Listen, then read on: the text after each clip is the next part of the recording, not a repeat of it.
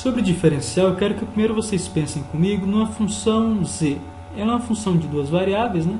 X e y. De modo que se eu variar x ou variar y, meu z também varia, né? É uma função dessas duas variáveis. E a gente sabe calcular essa variação de z.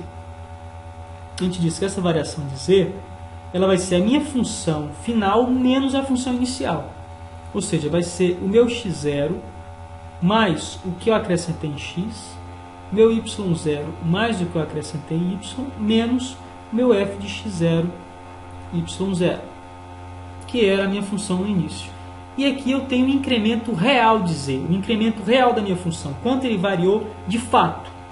Só para reescrever isso daqui de uma maneira diferente, a gente sabe que variação de x é o meu x final menos o meu x inicial. Se eu quiser isolar o x final, passo o x inicial para cá somando, que é justamente esse camarada que eu tenho aqui. Então, só reescrevendo, eu vou ter x, y, o mesmo raciocínio serve para cá, x0, y0. Isso daqui me dá a variação real de z e não importa o quão grande é a minha variação de x, né? Funciona e funciona bem. O diferencial é uma aproximação de variação para z, né? O diferencial de z vai ser uma aproximação. Agora, essa aproximação só é boa quando essa variação aqui é muito pequena. Então, ao invés de chamá-la de ΔX, eu vou chamá-la de dx, porque é uma variação pequena. A variação de y, eu vou chamar de ΔY, porque é uma variação pequena. Então, ao invés de ter o ΔZ, eu vou ter o diferencial de z. Ok? Mas como calcular o diferencial? Só a título de ilustração, né, para partir de algo que a gente já conhece, essa daqui está sendo dada como a equação do meu plano tangente. Acho que vocês se lembram bem dela. Essa equação do plano tangente, ela constitui uma aproximação linear da função nesse ponto x0 e y0. Né? Então é uma aproximação. É um exemplo de diferencial. Por quê? O que eu vou fazer aqui? Vou modificar um pouco essa expressão a fim de encontrar o diferencial. Vou passar a minha função f de x0 e y0 para o lado de cá. Está somando, vai passar subtraindo. Né? Então, isso aqui fica menos e aqui fica igual. Bom, imaginando o h como sendo o plano tangente, a depender de como é feita essa aproximação, eu tenho que o meu h e o meu f estão equivalentes ao mesmo valor, já que esse plano é tangente, eles têm um ponto em comum. Né? Então eu vou fazer uma outra aproximação, só que essa aproximação aqui é um pouquinho mais grosseira. Então o que acontece? Eu tenho que dizer agora que eu tenho um valor aproximado. Né? Um valor aproximado. Bom, esse camarada aqui, a gente já viu quem é. Né? A gente estava chamando ele de ΔZ. E isso daqui é o diferencial da minha função. Isso daqui é o diferencial. Agora, como o diferencial, a gente já adiantou que essa aproximação que a gente fez aqui, ela só funciona para aproximações pequenas, para variações pequenas de x e de y, então, na verdade, o que eu estou tendo aqui é o diferencial de z, e essa variação de x é um dx, e essa variação de y é um dy. Então, vamos reescrever aqui embaixo como é que fica? Eu vou chamar dz vai ser igual a derivada parcial de f em relação a x, que multiplica essa variação pequenininha de x, mais a derivada parcial de f em relação a y, que multiplica essa variação pequenininha de y. Ok? Vou até copiar aqui para apagar esse quadro e mostrar para vocês por que essa aproximação ela só funciona bem para variações pequenas. Né? Imaginem comigo o seguinte, a gente tem aqui um quadrado, um retângulo, né? Um retângulo. Tem aqui um retângulo. Esse retângulo x e y. E aí eu aumentei esse retângulo um pouquinho mais, né? Fui lá e aumentei ele um pouquinho mais. Né? Então, antes eu tinha apenas x e y. Ou seja, a área dele eu calculo por x vezes y. Mas agora eu incrementei a ele uma variação de x e uma variação de y. Né? Vou até fazer uma divisão aqui, só para a gente enxergar melhor uma coisinha no final da explicação. Bom, eu acrescentei, então aumentei toda essa área externa aqui. Toda essa área externa aqui eu aumentei. Então esse outro retângulo que eu tenho aqui, como é que é a área dele? É x vezes delta y, né? X vezes delta y. Esse daqui é o meu y vezes delta x. E esse daqui pequenininho é o meu delta x, delta y. Né? Eu aumentei a minha área. A minha função área, que eu estou chamando de A, uma função de x e y, é x vezes y. De modo que quando eu aumentei x e aumentei y, esse valor de área também sofreu um incremento. Concordam? Está claro aqui na figura.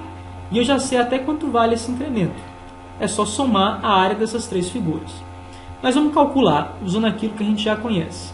Né? O incremento de A, o incremento real.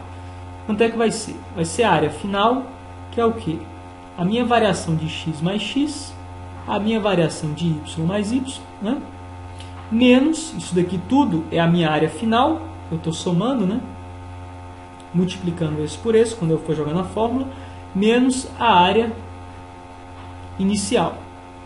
Então, quem é que vai ficar como se nessa área final? Vou substituir no lugar de x, vai entrar esse camarada aqui, x mais variação de x, que multiplica y, quem é o novo y? Y mais variação de y, menos a área inicial. Quem é a área inicial? X vezes y. X vezes y. Só aplicando aqui a distributiva, xy, né? xy, x delta y, x delta y, delta x, delta x, delta x delta y, delta x delta y, menos x, y, que é a área inicial, corto com a área inicial. Então, eu digo que o incremento da área é esse, cadê ele? Vamos procurar ele aqui, x delta y, mais esse, y delta x, mais esse pedacinho aqui, delta x, delta y. Pronto, achei. Essa aqui é o incremento real da área. Agora, se eu calcular usando o diferencial, como é que fica? Vai ficar a derivada parcial de A em relação a x, que multiplica a variação de x, mais a derivada parcial da área em relação a y, que multiplica delta y. E como é que isso vai ficar? Que é a derivada em relação a x? Y. Vezes a variação de x. Que é a variação de x? Delta x. Mais a derivada em relação a y, da x. Vezes o incrementozinho de y, delta y.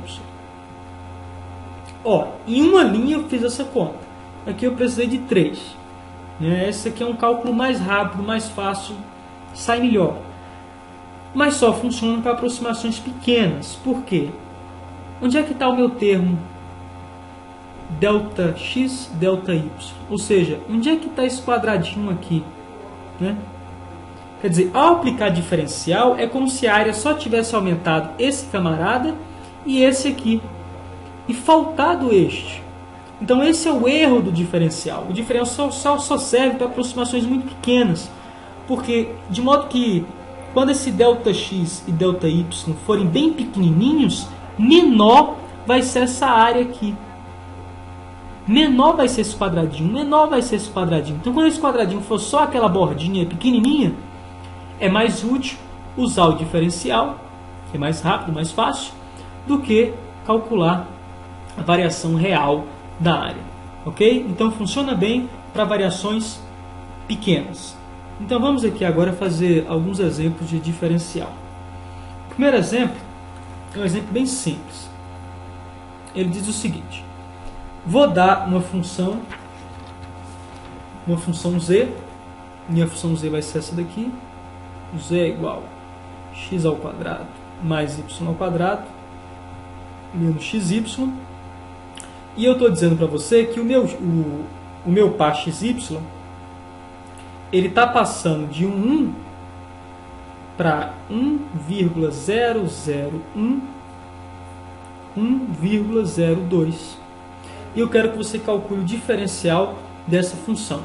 Ou seja, eu te disse quanto é que o meu x e o meu y está variando.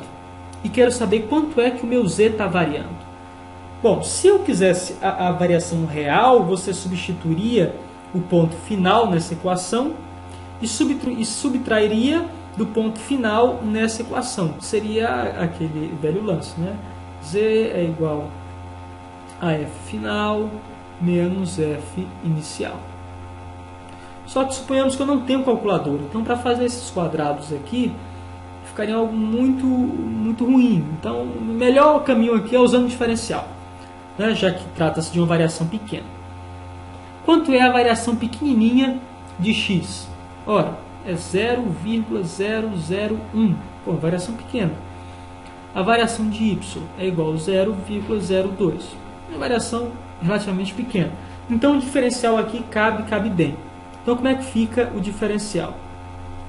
Só para reafirmar na memória. É a derivada de f em relação a x, que multiplica dx, mais a derivada parcial de f em relação a y, que multiplica dy. Bom, que é a derivada em relação a x? Como eu tenho aqui o ponto inicial, vai ser a derivada neste ponto, né? Ah, é isso mesmo, mas a fórmula não consta. Aí você lembra da dedução rápida que nós fizemos, sem responsabilidade, usando o plano tangente. É f, a derivada de f em relação a x, no ponto x0 e y0. Então a gente vai aplicar essa derivada nesse ponto aqui. Bom, que é a derivada de f em relação a x? Desce o 2, vai ficar 2x e 2x menos y. Vai ficar 2x menos y. Que multiplica quem? dx, que é 0,001. Mais a derivada de f em relação a y. Vai ficar 2y menos x. 2y menos x. Que multiplica quem? 0,02. Quando eu substituir aqui, x está valendo 1, y está valendo 1. Então vai ficar 2 vezes 1, 2. Menos 1, 1. Então vai ficar 1 que multiplica esse número aqui. Ou seja, vai manter o mesmo número. 2 vezes 1, 2. Menos 1, 1. Quando multiplicar com isso, permanece o mesmo número. Só basta somar. Então ficou 0,021. Então, o diferencial de z, quando a função está saindo de 1 para 1,001 e 1,02, a variação que z está apresentando é essa, 0,021. Agora, se você quisesse um incremento real, você iria achar como resposta 0,0213. Quer dizer, aqui está 0, né? Então, o nosso erro aqui foi 0,00003. Então, assim, vale a pena usar diferencial para variações pequenas, né? Se eu estivesse pedindo apenas 3 algarismos significativos, tá aí, né? Ok, esse é o primeiro exemplo. Esse nosso próximo exemplo aqui, eu vou fazer a leitura da questão, e aí você pode ir dando pausa no vídeo se você quiser copiar, para tentar responder primeiro. A questão diz o seguinte: vamos considerar uma caixa com tampa na forma cilíndrica, cujas dimensões são raio igual a 2 centímetros e altura igual a 5 centímetros. O custo do material usado em sua confecção é de 81 centavos por centímetro cúbico. Se as dimensões sofrem um acréscimo de 10% no raio e 2% na altura, então, qual o valor aproximado do acréscimo do custo da caixa? O valor aproximado, ele está querendo o diferencial, né? Bom, ele disse que é uma caixa cilíndrica, né? E tem tampa. Então, eu vou desenhar aqui o meu cilindro. O cilindro. Bonitinho. Está aqui o meu cilindro, né? E ele quer saber uma aproximação do custo, né? Bom, o custo para fazer esse material, ele disse que é 81 centavos por centímetro quadrado. Então, eu tenho que calcular a área superficial desse cilindro, né? Só relembrando aqui, a gente sabe que o cilindro, quando a gente abre ele é isso daqui, né? Então, quem é a área superficial? Eu tenho a área de duas circunferências. Qual é a área da circunferência? Vou colocar aqui a área do cilindro, né? É igual. A circunferência a gente sabe que a gente calcula com πr ao quadrado. Só que como são 2 πr ao quadrado, né? E a área desse camarada aqui. Isso daqui é a altura do cilindro, né? Esse camarada aqui é a altura do cilindro. E esse camarada aqui, quem é? É o mesmo tamanho do comprimento da circunferência. Ou seja, eu vou ter base vezes altura. A base é 2πr, que é o comprimento da circunferência, vezes a altura. Então, mais 2πr, que multiplica a altura. Ou seja, a minha área superficial desse cilindro é uma função que depende de duas variáveis, a variável raio e a variável altura. Ok? Só que ele não quer que você me diga qual é a aproximação, qual é o diferencial de área. Ele quer o diferencial do custo. E o custo, então, aqui vai ser uma função composta, né? Eu vou dizer que a função custo, que vai continuar dependendo de R e H, vai ser igual à minha função área, né, vezes os 81 centavos por centímetro quadrado. Essa é a minha função custo. Então, só reescrevendo aqui a minha função custo, para a gente não ficar trabalhando ela como função composta, porque senão eu teria que, inclusive, reescrever isso daqui da seguinte forma, né, dessa maneira aqui não está correto, né, como se não função composta. Mas se eu substituir esse valor de A por esse camarada aqui, eu vou ter 2πr mais 2πrh. E tudo isso daqui está multiplicando por 0,81. Ok? Pronto. Achei a minha função custo. Ok? E eu vou querer calcular o diferencial dessa função custo. Então, o diferencial da função custo vai ser derivada parcial de C em relação ao meu R, que multiplica dr, mais derivada parcial de C em relação a H, que multiplica dH. Bom, então falta a gente descobrir agora quem é dr e quem é dH. Baseado nisso, eu vou encontrar quanto é que o meu custo está variando com o aumento do tamanho do meu cilindro. Bom, ele diz que a altura original do meu cilindro é de 5 centímetros. Né? Você copiou a questão aí, tem esse dado. Ele diz que o meu raio inicial também é de 2 centímetros. Então, meu raio inicial é de 2 centímetros. Esses aqui são os valores iniciais. Né? Agora, o diferencial de R e o diferencial de H é quem eu procuro. Bom, ele diz que o meu raio ele sofreu um aumento de 2%. Não, a minha altura sofreu um aumento de 2%. Ou seja, a minha altura, quando em 100%, vale 5 centímetros. Agora, quando em 2%, ela vale quanto? Aí eu vou ficar aqui 100x igual a 10, corto um zero aqui, vai passar, vai ficar 1 sobre 10, que é 0,1. Ou seja, o incremento da altura, o dH, é 0,1.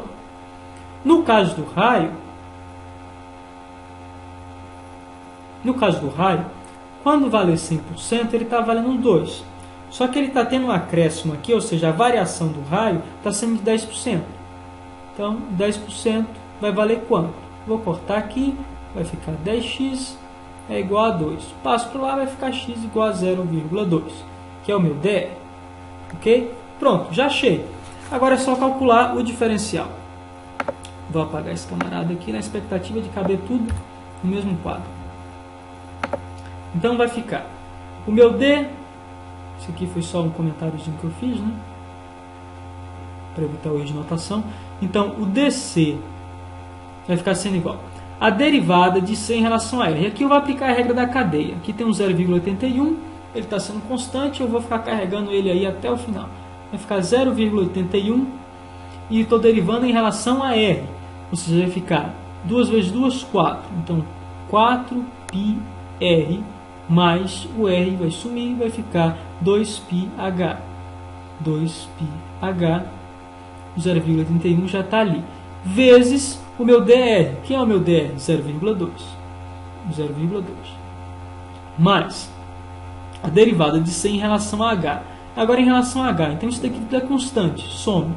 Vai ficar 2πr 0,81 que multiplica 2πr vezes 0,1. Vezes 0,1. Isso daqui vai ser igual. Lembra? Estou derivando aqui em relação à derivada parcial no x0 e no y0, né? Ou seja, são os meus valores iniciais. Ou seja, 5 e 2 para esse caso. Então vai ficar dc vai ser igual a 0,81 que multiplica 4π. No lugar de r está entrando o raio 2. 4 vezes 2, 8. 8π. Mais, no lugar de h está entrando 5. 5 vezes 2, 10π. Ou seja, isso aqui tudo vai ser 18π, mas não vai apagar não. Vezes 0,2. Mais 0,81. Multiplica. R está valendo 2, vai ficar 4π. Multiplica 0,1. O que eu faço? Estou com a científica aqui na mão. Vou jogar todo esse camarada na minha científica. Já fiz essa continha antes. Vai ficar que o meu diferencial do custo vai ser igual a 10,18.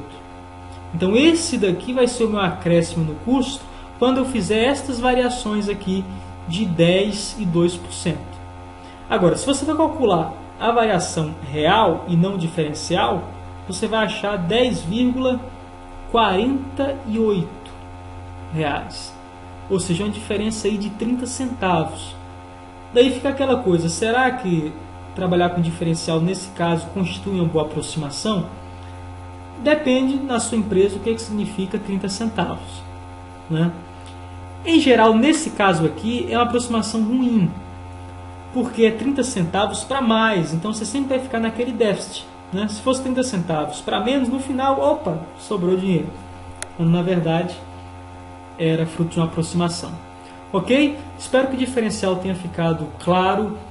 É algo interessante, tem muitas aplicações, inclusive na física. Quem está fazendo cálculo 2 deve estar fazendo física 2 também, na termodinâmica. Um processo adiabático, tal. Você vai usar para deduzir algumas relações diferencial. Por quê? Porque constitui variações infinitesimais, variações bem pequenininhas. Então, muito sucesso aí para vocês.